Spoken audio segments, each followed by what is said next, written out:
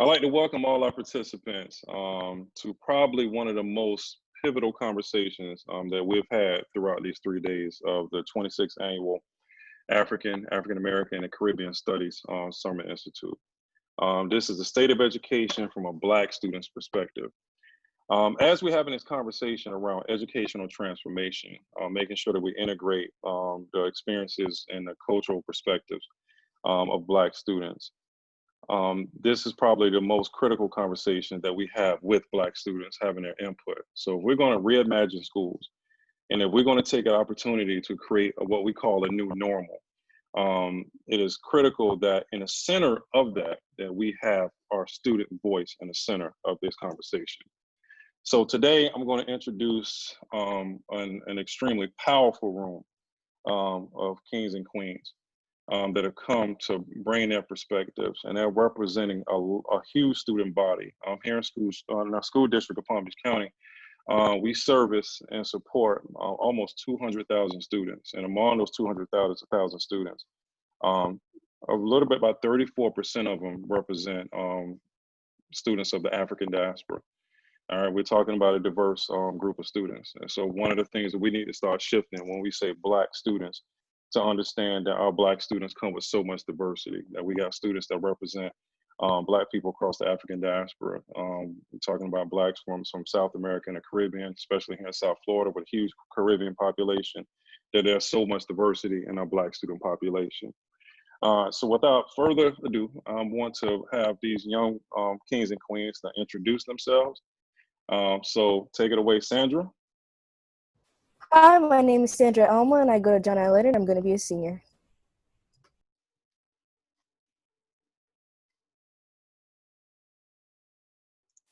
Joseph. Hi everyone, my name is Joseph Renville.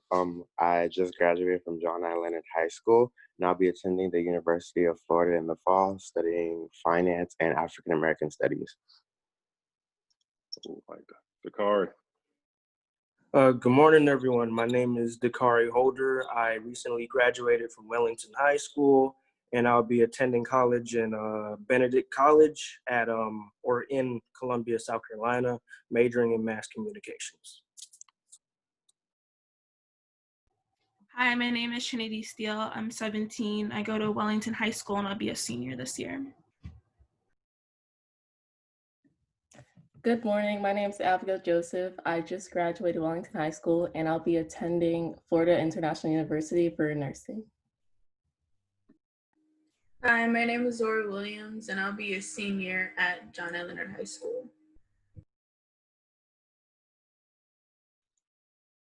Again, thank you all for joining us and taking part in this conversation. And as I say, this is probably the most important conversation that we've heard throughout these 3 days. Listening to our students, creating a voice amongst our students.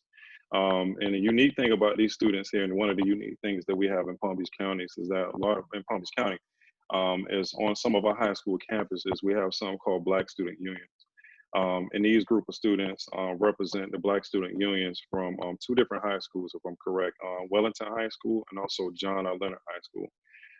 So one of the things that we want to do is definitely gain traction and create that voice and a foundation for our kids, a comfortable space for our Black students to be authentic, be who they are, and create this space where they can have these conversations and voice themselves from a position of power.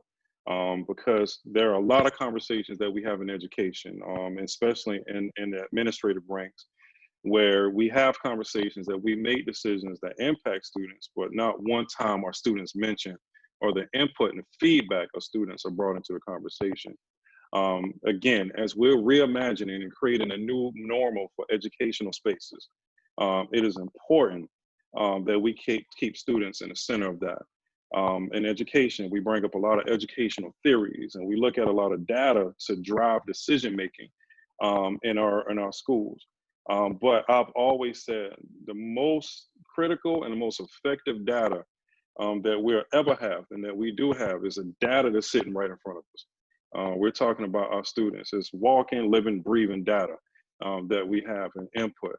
If we're going to make decisions or what's going to make students and create student engagement, we can't always go off of theories, because theories are shrouded by so much bias and so many things that are subjective to certain populations, that we need to really start listening to what works for our students and what do they want to learn. Let them choose how schools are going to look. Let them be the center of our classrooms and our school culture.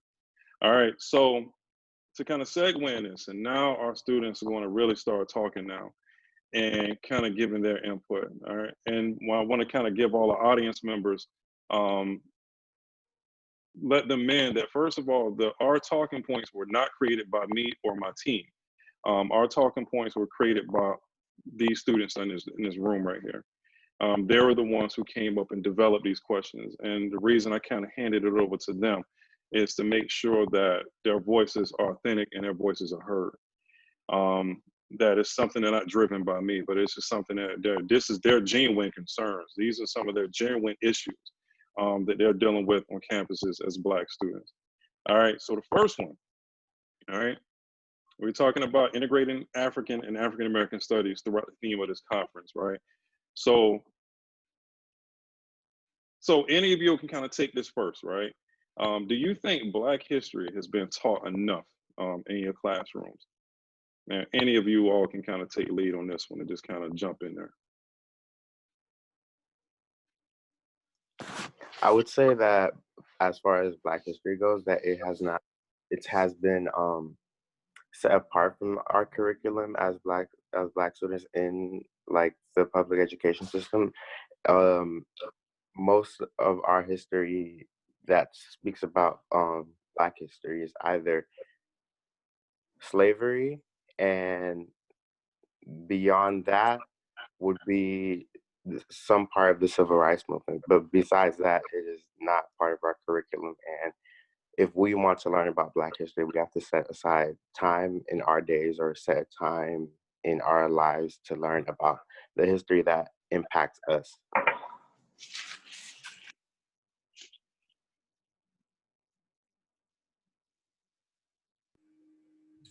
I also feel like it hasn't been taught enough. If we do that, like Joseph said, it is just about slavery.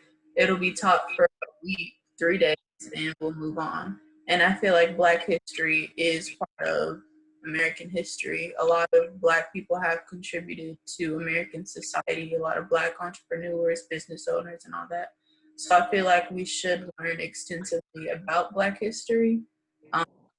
Just to kind of, for Black students to kind of give them a history of themselves and of, their people. Going off of what Zori said, I don't think it's taught enough at all. We kind of take at least maybe a week or two, and then in February for Black History, we'll talk about Black history. We don't really go into the extent, we only really mention like MLK, Rosa Parks, Emmett Till, and that's kind of as far as we go. And there's a lot of like good things and bad things. So sometimes the bad things should be shown too, so it's not all just sunshine and roses. So people kind of like know they're talking about a little bit more than just kind of meeting people with, oh, MLK this, MLK that, Rosa Parks. Like mention more so we know more, so we're not just kind of like going in circles of a conversation. Yeah, I feel like it's like common knowledge for like most Black kids growing up. Like you're not going to get your history from school. And if you want to learn more, you have to do it yourself. Because I feel like the things that we learn, like it doesn't go deep enough. It's only about slavery, only about civil rights, like everyone else said. Like it never goes like what we have done as a country, maybe like in Africa, or like what we've done in America, like past slavery. Yeah, personally, I have to agree with that statement too. Black history isn't taught as much. Like a lot of us have been saying, we've been only learning about slavery and Rosa Parks and the civil rights movement. Like that's like the extent of what we learned during Black History or Black History Month. A lot of people don't know that we as Black people or Africans, we were the original man. We were the beginning of civilization. that is until we got that stripped away from us after the conquistadors came over to our land and we were taken captive for slavery. So all of that isn't really talked about too much. And I think in the future, and I think a lot of educators should really lean more into that field, because that's the roots of what Black history is, at least for me. So I just think that we need more representation of ourselves, and we're not seeing that. I also think that like it makes people uncomfortable, but that's what life is. It should make you uncomfortable in lots of situations. Like things going on in the world, like they're very crazy, very tense.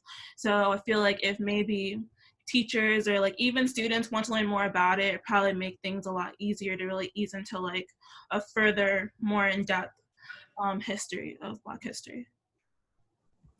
And I feel like since like elementary school, when they do talk about Black history, they talk about the same exact information. Like since kindergarten, I've been learning about MLK, and I'm in 11th grade, still learning about the same slavery, same LK. Like they never change it.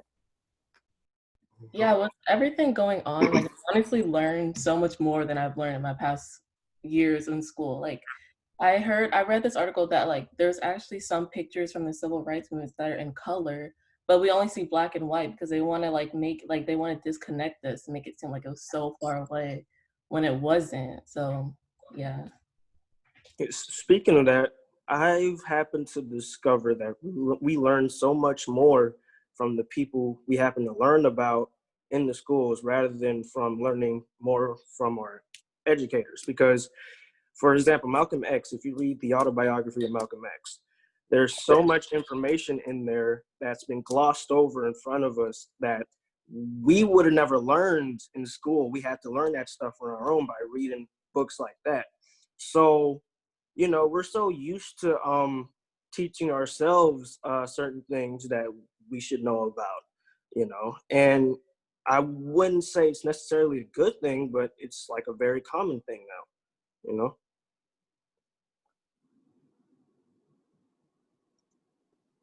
You all definitely, brought some real strong, powerful points in your conversations. Understanding, first of all, making sure that our schools, and this is one of the things that that my team fights for on the district level, to make sure that our history is taught beyond slavery, that our history is taught beyond slavery and oppression. So in addition to making sure that our history is embedded and it's just completely just normalized within our curriculum, you all are kind of definitely voicing your concerns about, what's go beyond February, what's go beyond MLK, what's go beyond the plantation, what's go beyond the civil rights movement, and you all have really identified that how those pieces are critical and they're important, but we need to kind of go beyond those pieces. So now, what's transitioning to the next one? So, and it kind of stems from this one. So, why is it important to incorporate this into education? Why do you feel like we need to do this? How does it benefit you? And also, how does it benefit other students who are not Black? Well, to answer that question, I'd like to talk somewhat about my experience this year. Being in the Black Student Union at my school, this year we took the initiative for every day during the month of February to find somebody that throughout the African diaspora and throughout history that has been a true representation of Black excellence. And and what we try to incorporate is that it wasn't somebody that we already knew about, or the usual people that we usually learn about during Black history. So it wasn't the MLKs, it wasn't the Rosa Parks, it wasn't the whoever, but we instead took it upon ourselves to learn about people who is not in the curriculum, people who have been great contributors to society as a whole, and have not been in our curriculum. And I've learned so much about different Black entrepreneurs, Black leaders, Black scientists, during that time that I say that I learned more during this month of February than I learned throughout my whole educational career.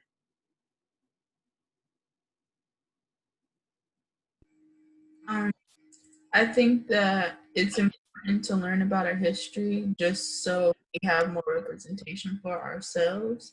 And I think that for Black students, it'll be inspiration to them and have them see like, oh, like my people did that, like my culture, that's my history, like I can do that too. And I think it'll just motivate them to like get out and that our, people in our culture have done.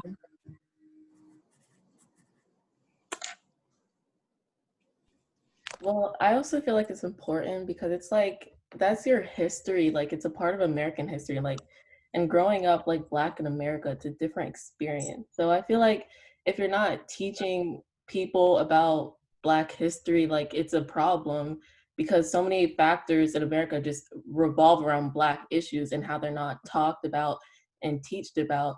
And I just feel like how it's like a tool of oppression if you're not teaching properly the history, because how are Black people supposed to like form and like unite together if they don't even know where they came from? So yeah. And I'm just gonna step in right there, Abigail. That was extremely powerful when you said that. Our schools failing to teach our history and teach our history adequately and accurately can be used as a tool of oppression. Because if we have no idea where we're coming from, how do we know where we're going? Where are we going to be headed? Marcus Garvey has a quote that if we don't know our history, where it's like a tree without roots. If we have no story of our history, so therefore, how can we develop an identity? How can we develop any kind of self-concept of who we really are in a positive perception of ourselves? So, any of our educators that are watching and any of our policymakers and educational leaders that are, this is from a student's mouth. This is not nothing that we fed them. That the lack of our history and the lack of our presence in curriculum in a positive way, beyond just the typical stuff, can be a tool of oppression.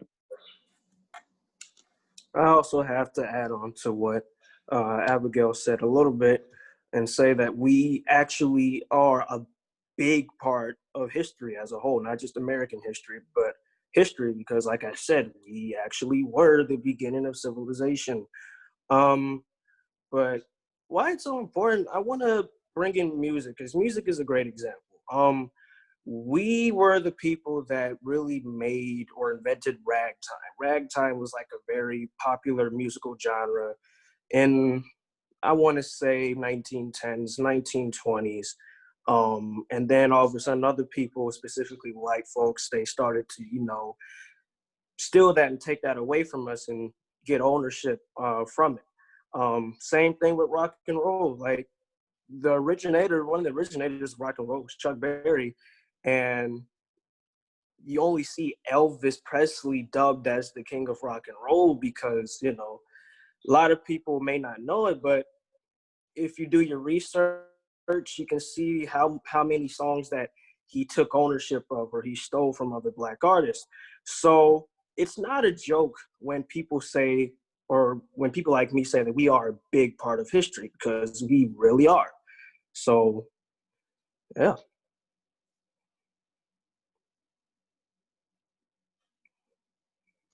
And you're definitely right, Dakari, that we're a huge part of history. And it's important that all students understand that. When you're talking about music and popular culture, just a significant role that Black people play in popular culture. We're talking about ragtime, we're talking about jazz, even our role in the development of country music, and how jazz and gospel and so forth, and all of those things even came together to form one of the greatest art forms, in my opinion. Not art forms, but cultures that will ever develop, this hip hop culture.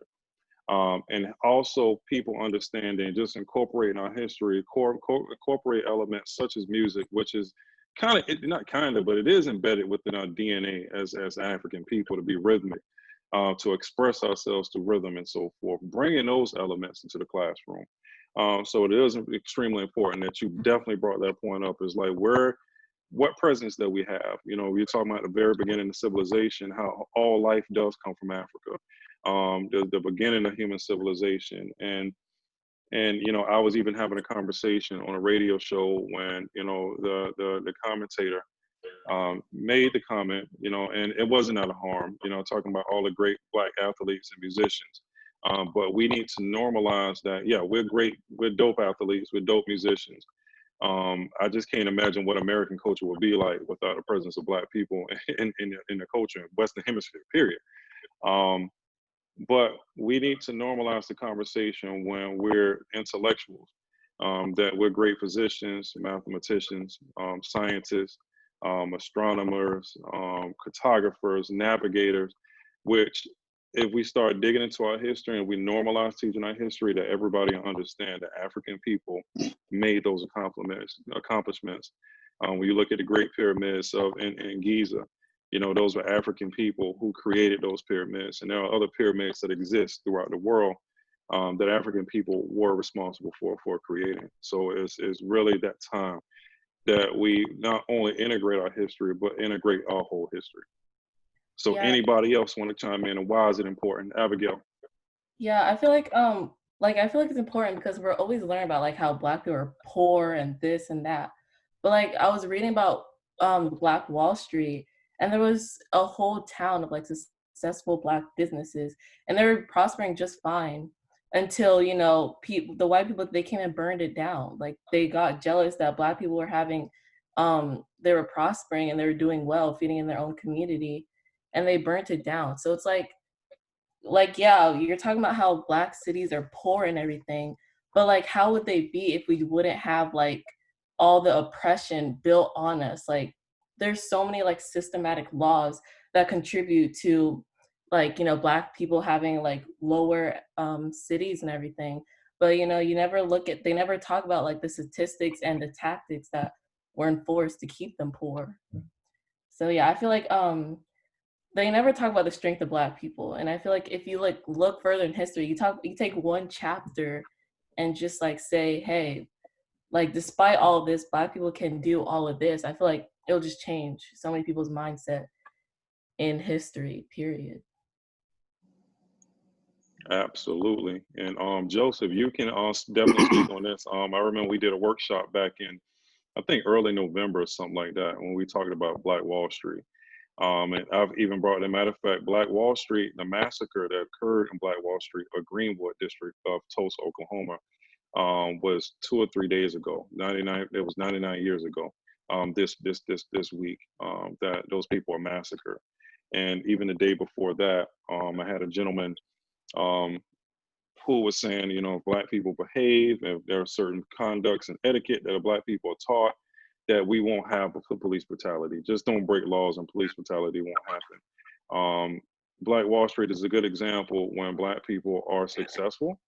That is not the hood or all those negative things which are usually associated with Black communities, where we were successful, but yet lines were still crossed and we were still killed and dehumanized. Not just dehumanized, we've always been dehumanized. I don't even think our humanity has ever been established in this country, but massacred for with no reason, but most importantly with no retribution for that. So Joseph, can you kind of expound on that one a little bit? About Wall Street, or the Absolutely, Black Wall Street. Yeah, about some of the things that we discussed in that workshop. Because that was just dope that we did a workshop for teachers. Then I look up and here one of our students coming into our workshop. So I love that, man. All right. Thank you.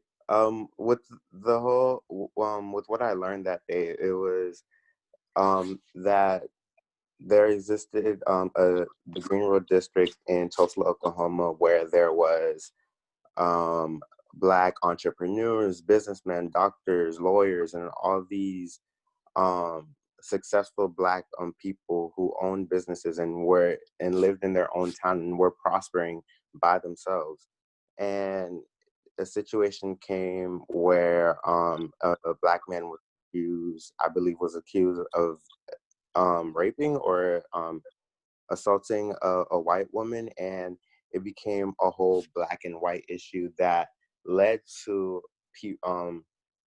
the white population there rioting and looting and destroying a whole bunch of the hard work that the black people in the Greenwood district worked so hard for.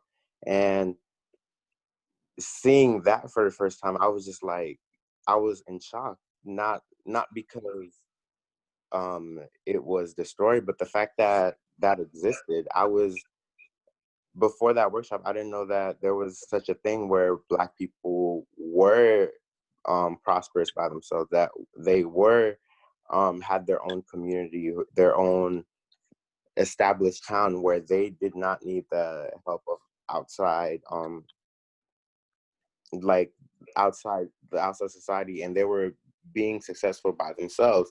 And one of the talking points, or one of the things that was said while listening and watching it, was that one, it was just pure hate and this white entitlement where they were like, how come the Negro gets to have a whole piano in their house and I can barely afford my house? Like, where does that make sense?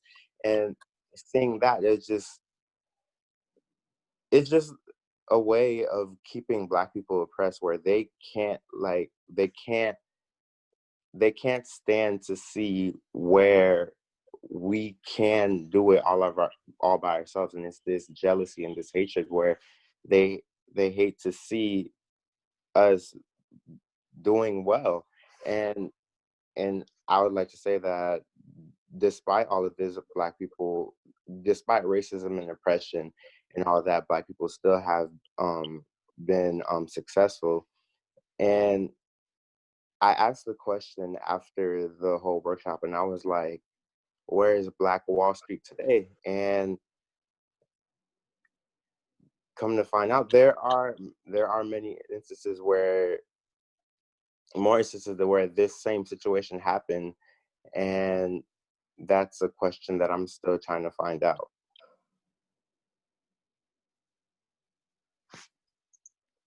Where is it? So now we're in a position right now that we can start to really start moving in a direction. We can start at least in education and really leveling the playing field, that we can see that again, where we have thriving, successful Black communities with Black-owned businesses. And I believe that it definitely starts with education. And just like you all brought in important points, and one of the things that's kind of sitting with me is that when we're not using and we're not incorporating our history, when we're not including instructional approaches where we're talking about the experiences and the culture and the history of Black students, that just not doing that alone is a tool of oppression. And that speaks volumes. And just how our history, and Dakar keeps saying it, that our whole history needs to be taught. Yes, we know that we were enslaved. We understand that much. That we know that we marched through the streets of Birmingham, Montgomery, Alabama, Mississippi, and Georgia, and Florida, to gain our civil rights and our human rights and our dignity as human beings. And that's part of our history, and it shows the resilience and the perseverance of Black people. But we have to understand also that we have thousands upon thousands of years of history where those elements didn't exist. So now now we're talking about incorporating our history, incorporating our cultural experiences. How do you feel, like, going to our next point, all right? How do you feel that schools are supporting, helping Black students, specifically Black students, and making sure that we create environments that are safe for Black students, and also environments where they're included and valued? So take it away, any of you. I want to say, I think a great example, and I know this may seem cliche, but a great example is organizations like these. Organizations like these that paved the way for Black students that may be in an unfortunate state, looking for a place to shine, just like a lot of us are. But when it comes to black people, like you said, Mr. Knowles, our humanity hasn't yet been established yet in our society. So we're constantly looking for a place to shine. That's just a part of who we are.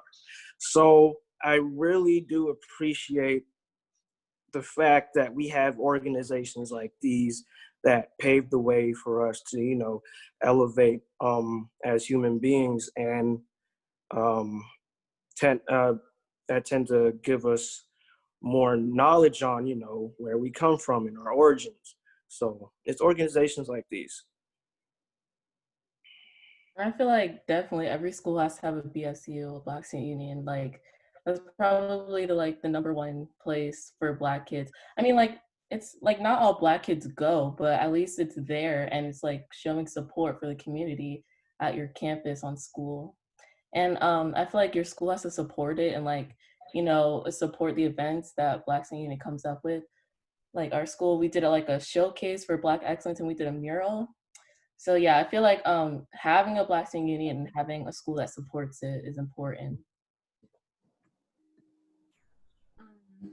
I also feel like, it's good that we do have Black student unions, but I'm sure not every school has a Black student union.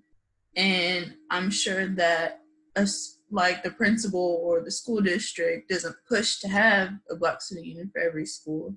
So I think that just schools in general don't really give representation of like the minorities in their schools. And I think that if a school is predominantly white or predominantly Spanish, then they cater to those students. For example, I went to Okehili Middle School. Okehili Middle School is predominantly Hispanic. Everything that they do is surrounded by Hispanic culture. You don't see Black culture, you don't see, stuff like that. So I think that schools should really take the time to figure out, okay, how can I do things to represent this culture, that culture?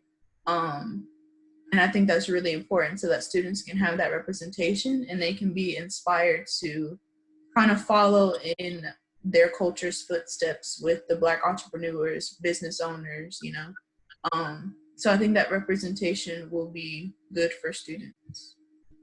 Yeah, and I'd like to add on to that. I've experienced the same thing when it comes to middle school, but when I was in middle school, it was predominantly white. So in a lot of our assigned textbooks, we only see things about slavery and civil rights. Those are the only two things we would learn about. Back then, there were really no organizations or clubs or get-togethers of that sort that really allow African Americans to learn more about their culture and their origins. So, I could relate to what she was saying when it comes to, earlier stages of education where we were in some sort of closed state where we weren't exposed to our origins as much. I want to say, I went to middle school, predominantly white middle school. I was lucky enough to have a Black teacher for one of those years that went further on to entrepreneurship, Black lawyers, just owning businesses and stuff like that. But I think it shouldn't always be on BSU or things like that to be the one to drive education or events. The school should support, just like they support football, basketball, whatever. They should support that too, just as much or just as equally, like with the same amount of attention. It shouldn't always be like the group organization to be the one to say, hey, we're doing this. Why can't the school be like, okay, so we noticed us haven't had a speaker or something like that. Well, have one, just a suggestion or something like that. That would be cool, rather than just having to be on BSU to bring everything in a sense, yeah. Going off what Zori said with the middle school, especially at Okehila Middle School, they really put their Hispanic students up first, and they even do their morning announcements in Spanish and in English. They really support them a lot more than all the other minorities in the school. And I just feel like they shouldn't really do that, even though they're an international Spanish academy. It just makes all the other races feel wow, you guys really do all this for them, but don't do as much for us. And I feel like having a nice, diverse staff with like Black people. So just have someone you can like relate to. Because I mean, like it's kind of hard going to school. Like all your friends, all your students are white, then all the staff is white, and it's just you feel like alone, especially when events come out in the real world and you want to talk about it in school. There's like no one to start the topic. So Yeah, you feel like nobody can really relate to you. yeah, definitely. I feel like what we can see from what everyone has said is that it's not just one thing that will help, but it's like many things as a whole. Black Student Union can be one, and Black Student Union has helped many students feel more comfortable in the school environment that they are in. I also think the main reason we're having this is to incorporate more of African American studies and Black studies into the public education system now, and I think that's imperative to the defeat of oppression and racism that goes on in America today. And beyond that, stuff like the summer institute that we're going to have this year, where we allow people from all over the county to come learn about African American studies. Um, and more endeavors and more opportunities like that allow us to learn more about each other and learn more about our past, our history, and so we could know that our history is rich, and it's a vast culture where we have Black people from all around the world that have had made big contributions to society. Yeah, going off of what Joseph said when he was talking about like the Summer Institute and what we're doing right now, great that we're doing it in the summertime, but why isn't it being done during the school year, you know? And I think that's also why it's important to incorporate Black history in our regular school education, because not everybody knows about what we're doing right now. Not everybody knows about the Summer Institute.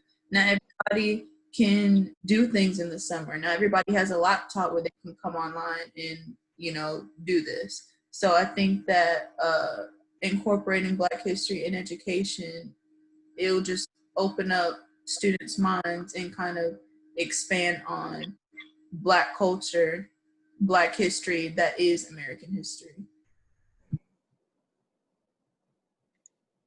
Man, wow. Y'all brought up a lot, you know what I'm saying, that we need to do. So just once again, our audience, pay attention to our youth. Definitely pay attention to our youth. You know, let's get our support our BSUs. Let's get BSUs on every campus. Let's not only just keep it to high school, our middle school need BSUs, even our elementary schools need some type of organization where Black students can have a safe space to express it, just somewhere to go. You know, and make sure that our BSUs are valued and supported on campus, just like we support and value our athletic programs on our campuses. You know, make sure that we have a representation of all our students on our campus, to value and celebrate and identify every single student that we have, regardless of what our population looks like. If it's a total white population, just make sure that we still, you know, incorporate the history, because it is something that we all need to know. You know, just like our Black children don't know their history, our same thing with our white children. They don't know their history and understand it as well. And just, you know, diverse staff, you know, and that's something that higher, you know, administration and higher upper leadership needs to definitely keep into consideration. You know, diverse staff and representation of all, not only that I can see myself, but I can see other people, because the reality of our world is I have to go out in the world, interact with all kinds of people. And when I don't understand other people and understand other cultures, ethnicities, and genders, I'm going to develop attitudes that are hateful and racist, and those things can be developed out of fear sometimes. So just making sure that we have that, and for our Black students that, you know, understanding what other cultures look like, but finding someone that we can relate to and connect with. I even think about my own education from K through 12. I don't recall having a Black teacher, a Black male teacher, outside of a PE teacher, ever. throughout my education. I had a driver's ed teacher who was also served as the PE teacher on campus, which is dope. Our PE teachers are valuable. Physical education is needed, and I'm not diminishing that. That's not what I'm doing. I'm not diminishing or minimalizing that. But we just need to be incorporated across campuses, not within a stereotype, into just this one box. Listen to our youth people. So also, now we're going to try to just transition into the other one. So, you know, one of the things, even in my work environment, is we're talking about racial targeting and microaggressions, right? So can you all discuss, where have you felt that you've been racially targeted, or that you felt that there were microaggressions against you, that or a school culture has been developed around certain ideas or certain attitudes that have made you feel like you don't fit, or that you don't belong within that paradigm or within that space? So take it over. You got it. Personally, I haven't had any racial problems with any, authority or administration in school, but I've had a couple moments where fellow students or classmates, they would play around with racial slurs. One time I was excuse me. One time I was working with this white person. She was Jewish, and I was working with another white person. It was in my math class. We were doing some type of graph, and the white guy. It was me, a white guy, a white girl who was Jewish. The white guy, he was just joke around a lot and continuously use the N-word and the slur Jew around the both of us just so he could play around. And when I heard him say the N-word, I was just like, dude, you hear what you're saying, right? And he was just like, no worry, I'm just playing. I'm just like, okay. But I didn't say anything to him after that, but I'm thinking to myself, do you really want to play like that? Because like after that, it just made me think about all the other people that have that same mentality, how they can use racial slurs as a joke when it's really not a joke. Racial slurs like that, especially the N-word, they come from slavery. White slave owners and masters, they use that word to diminish us continuously and progressively. So that ain't nothing to play with. And I feel like a lot of, especially in this generation, a lot of, young white people, they kind of like just use racial slurs as a joke when it's never meant to be a joke. They don't know the history behind it. 2 points that I have to make going off of what Dakari was saying. Students using the N-word, using racial slurs. Teachers hear it. I know teachers hear it. Some of our teachers, they're like, you can't say that. But there's also the majority of teachers who don't say anything, and they know that it's a racial slur. They know that you can't say that. Even though it's might not be racially targeted, they claim that it's just a terms of endearment for non-Black people saying the N-word. But again, you can't say it. And I think that's also why the incorporation of Black history is so important, because people who use that language do, like you can't say that, And or the like argument term is originates always, from. oh, it's just a word. It's not just a word. It's way more than just a word. Yes.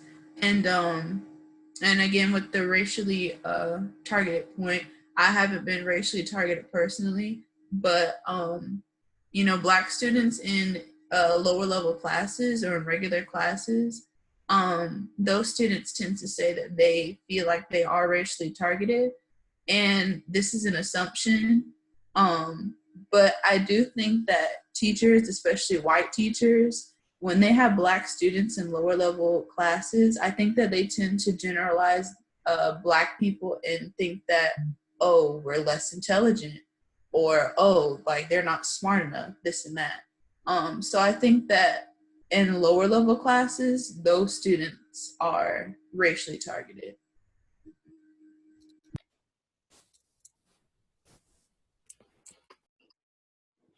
Okay. What I will say is that being in Palm Beach County, I would say that I've been lucky enough to go to a school, although it's predominantly Hispanic, that I went to a school where I seen students and people from all around the world, and that all coming together and we all sat in the same classrooms and rubbed shoulders together.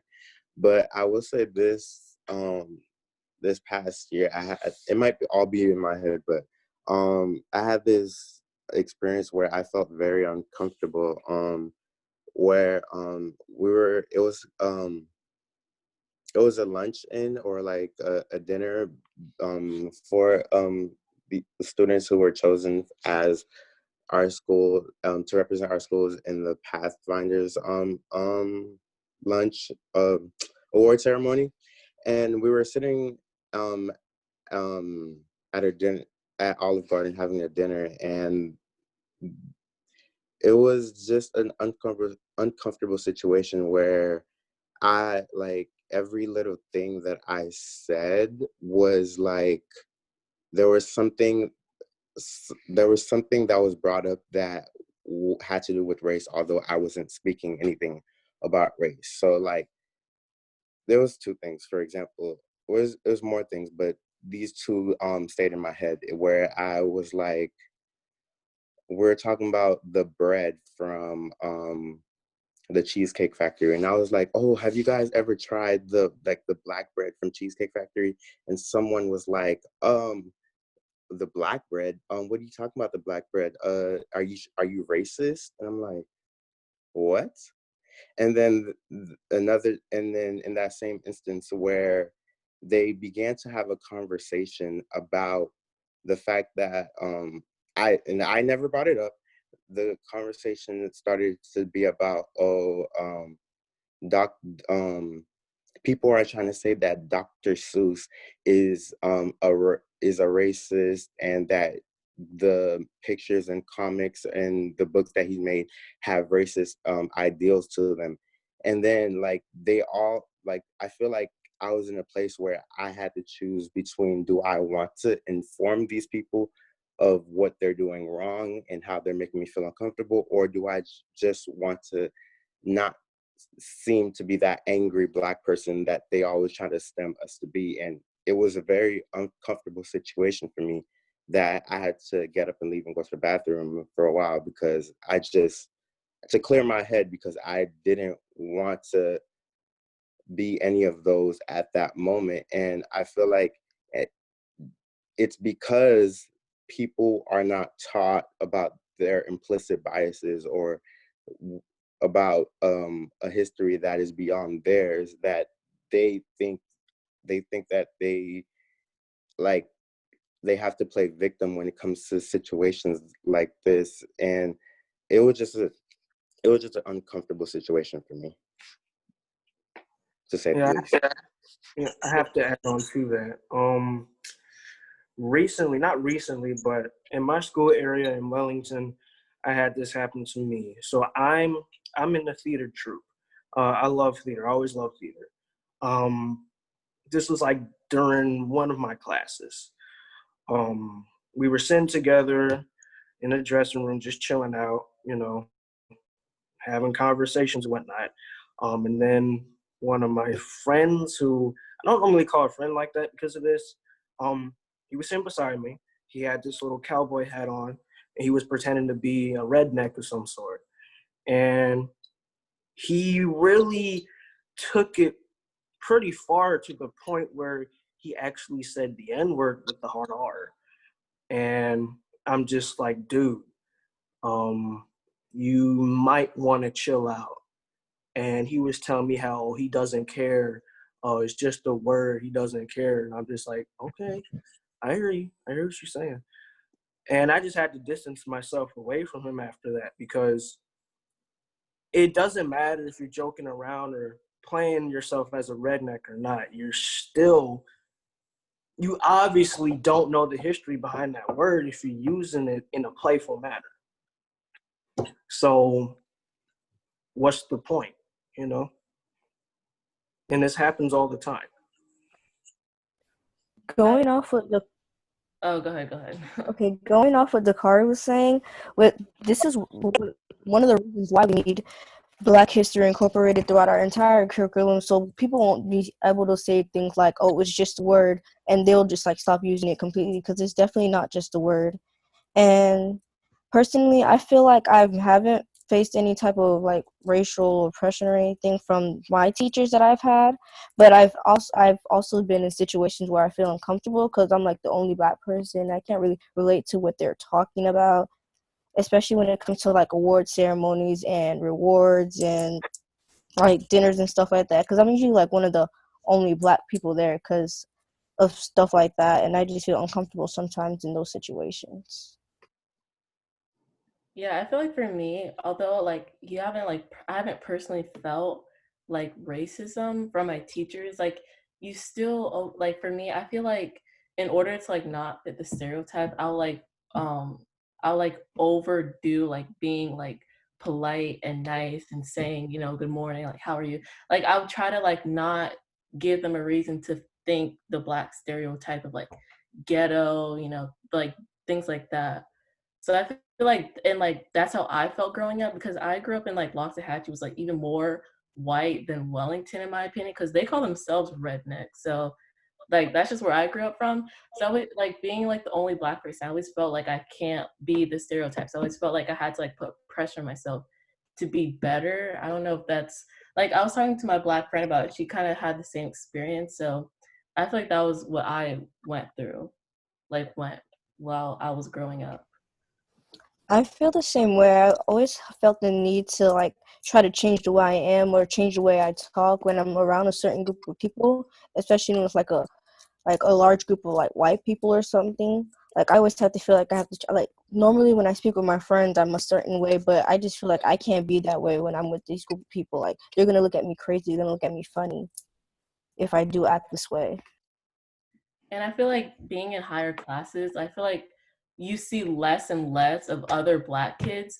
So I feel like it just automatically like trains you to like like you're not with your peers, so you have to act a certain way. I feel like that's what it was for me. Like Right. I'd have like an elective and it would be like there's like no type of educational level, like just everyone. Mm-hmm. Like Like you can fashion, see culinary. you can see the difference. For me, it's more of like feeling uncomfortable. I wouldn't say I was like racially targeted at any point in time, but it's like when we do have our Black books where there's like a lot of racism, a lot of segregation, and the N word, like they kind of put it on me or the two or other three Black people in the classroom to say, are we uncomfortable? And then the non-Black students get very kind of upset that they can't say the word because they know they don't mean it in like a racist term. But the thing is for me is like, why do we allow it in classrooms? Why is it necessary? Like you can say whatever happened to, hey, what's up, my brother, my sister, whatever happened to that. There's no need for the N word with the A or whatever people call it in classrooms. And honestly, like growing up, I was always around like more white people than my Black peers. So when I do speak polite, they always be like, "Are you sure like you're Black or anything like that? Because like you sound so polite and so well spoken, but you can't sound a color. So why is it like that I have to be some type of way if I sound so polite?" So it's kind of like. I like to add on to that as well. I believe a lot of white folks get that term or use it so much. It's because of how hip hop is like the most popular genre of all time right now, and you hear that word used a lot in hip hop, especially nowadays. So when everybody's listening to it, you really can't expect not at least one or two people out of our, racial group to say that, because, people are influenced by these artists, people are influenced by this music. So they're gonna have a tendency or an inspiration to say certain things without knowing the history behind it. So we can't really, how do I say this? We can't really like it's just how things are now. They're just gonna have to eventually they're gonna have to learn, but you know, that's just a part of pop culture now, I guess. Yeah, I get what you're saying with pop culture and rap, but like I feel like rap back then was more of like you kind of understood the raw content of what you're saying, what you're like going through. I think people kind of taken that as like more than what it is, more Yeah. than what it's supposed to mean, and now everyone's kind of just like, okay, well, they're just saying, "What up, my friend?" Like, no, that's not what they're saying. They're using a word that's like reclaimed from its dehumanization, degrading form into like, hey, I spoke to another Black person, like, hey, what's up, my friend? You know what I'm saying? So I get what you're saying. We can't completely fault them. But at the same time, though, why isn't that part of the curriculum as to why Black people say or why it was even reclaimed in the first place, given the racial slur term that it has? So I get what you're saying. Yeah. Oh, I'm sorry. Go ahead. No, go ahead, because I was gonna go back to the teacher point, but Oh, okay. So what I was gonna say was there's this song. I'm not gonna say the title because it has the N word in it. But there's a song by this rap group called A Tribe Called Quest that came out in '93, and they're addressing the history of this word and the significance of it and how it was used, how it was brought up from all the way to the days of slavery to modern day, you know, how people use it as a term of endearment and things like that. So a lot more people should listen to that song because not only is it hip hop, but it's addressing something that people take advantage of nowadays and more people need to learn about. So a lot of people should listen to that song. I'm not going to say the name of the song, but it's on the album Midnight Marauders. It came out in 1993, and the group is A Tribe Called Quest. So if you want to look for that, yeah, if you want to look for the song, just search through the album. Yeah. bring it back to like the whole like racially targeted thing. Abigail was saying how once you get into higher level classes, you start to see less and less of Black students. And I think that in a way, not incorporating Black history is kind of a way to keep Black people down and oppressed. And I'm saying that because you see more minorities, more Black people in lower level classes than you do in higher level classes. And I feel like that comes with like teachers being prejudiced, teachers being biased towards Black students.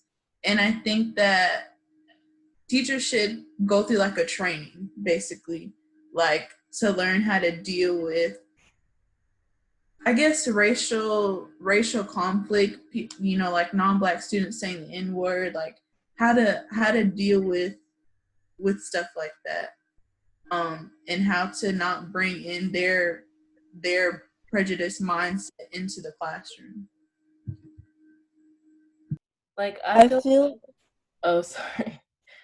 Like the educational system, it's obviously. I'll make one or two more points, then we're gonna go to the conclusion in a minute here.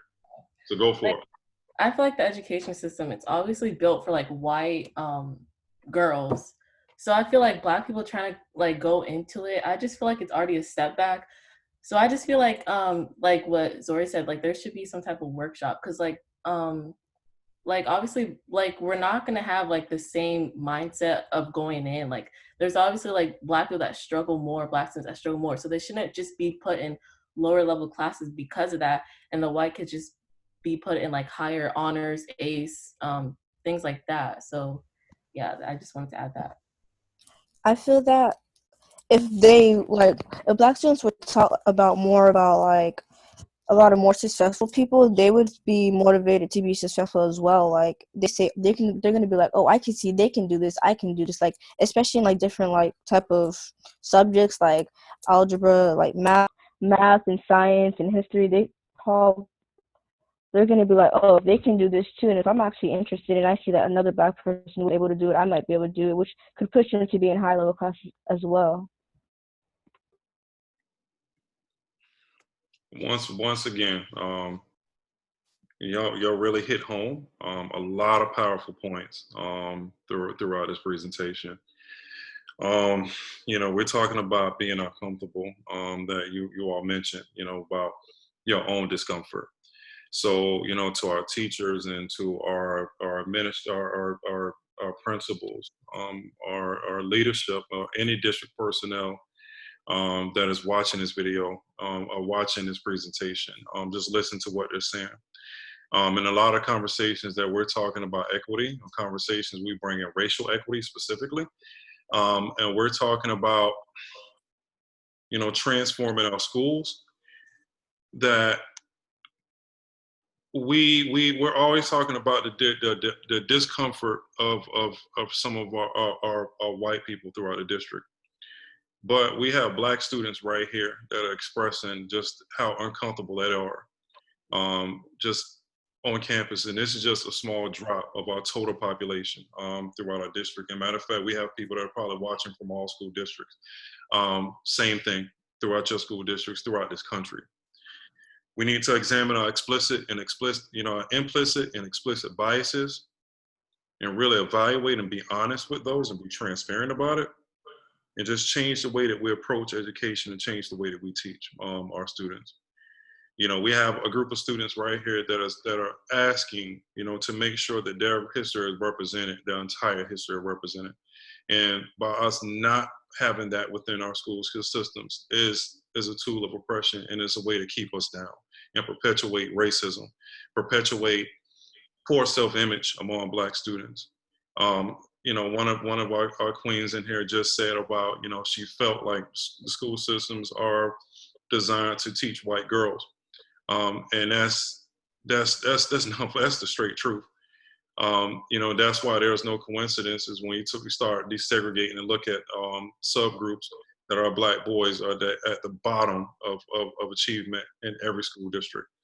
And just even the way that our Black girls are viewed in a classroom as the mean, angry Black girl, and just the demonization of Black students and the dehumanization, the continued dehumanization of just Black people in this country, is why we're dealing with these issues today, why we're dealing with protests that have sparked worldwide around George Floyd. So we have a huge responsibility in education to completely change the world right now. By doing things, by incorporating our history, by normalizing African American and African studies, by bringing humanity and dignity and respect to Black children in our schools. You know, we need to listen to our youth. If we go back and we always talk about teaching the civil rights movement, it was children, it was the youth that pushed the civil rights movement, that propelled change, not only for Black people. You know, the target was to bring our human rights to the forefront, but also it's something that affected and impacted and freed everybody. We all share the same fabric of society, so therefore what affects one group affects the common, the collective of all humanity. And it was young people. We have to remember, and when we think about, you know, we look at the civil rights movement in Black and white, that, you know, two of our greatest leaders, who are just among leaders, they, you know, Malcolm X and Dr. King were assassinated before they were 40 years old. You know, they weren't old people, and they started their careers of creating change in their 20s. We got to, you know, think the Student Nonviolent Coordinating Committee, the sit-ins in Greensboro, the death of Emmett Till, you know, how that sparked huge change. That it's our youth. You know, we go back to Marcus Garvey. Marcus Garvey was a young man when he started the Universal Negro Improvement Association. And we can, the list goes on, that is young people that drive things, is young people that have the energy, you know, that's where the revolution starts, and that's where the revolution is going to be sustained. You know, I was thinking about, I'm a huge hip hop head, so when I heard the car talking about Tribe Called Quest, you know, so I'm sitting here like, look, bro, know about Tribe Called Quest and the Midnight Marauders album. You know, our hip hop community, you know, let's be conscious about what we're saying, the messages that we're putting out. Let's remember what hip hop came from and the struggle that it was birthed out of. And how the impact is our culture. So stop letting corporate America influence our culture and perpetuating some of the issues that we're sitting here right now trying to remediate. You know, I'm not blaming it on hip hop. It ain't hip hop's fault. We're looking at systems. So a few people here saying, you know, our teachers are being biased, and some of the things our teachers need to do. You know, racism is deeper than just individuals, and it's deeper than just some of our teachers, because we have some amazing teachers, and we have some that need some help and some support. But we got to understand that there's systems in education, and there's racism in education that we need to face, that we need to remediate and absolve. There's a lot of policies and there's a lot of procedures that are entrenched in education. It's time to sunset, that we need time to get rid of, and there are some things that we need to start breathing life to. And it's going to be led by our youth, you know. So listen to our youth. Let's get BSUs on our campuses. Let's create safe spaces for our Black students to be who they are. Some of our students in here were talking about how, you know, their voices, you know, how they have to change who they are to kind of fit into normalcy.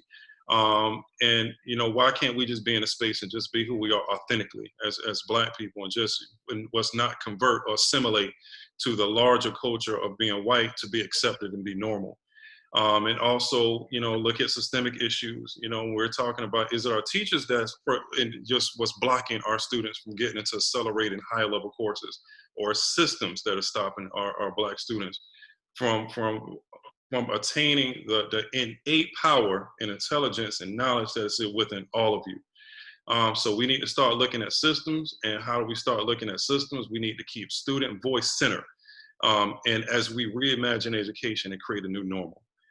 So I thank you all my kings and queens that joined us today. Listen to them. Let's listen to our youth, and let's create spaces, and let's give them their voice back. So thank you all, and I appreciate everybody for showing up and just lending. This is just like I say, the most valuable presentation out of all of it from our students that we serve. That's why we are here. That's why any of us that work for the school district, why we have a job, is them in this room. And this is only 6 students. So just imagine how much more voices that we're not hearing. How many of the students that we're losing right now because we're not listening, and we're not putting ourselves aside and ignoring our own sensitivities about being uncomfortable when it's really about them. So thank you, and thank you for joining our presentation, and I hope you got something out of it that you can start really thinking of some things and shifting your mindset. Peace.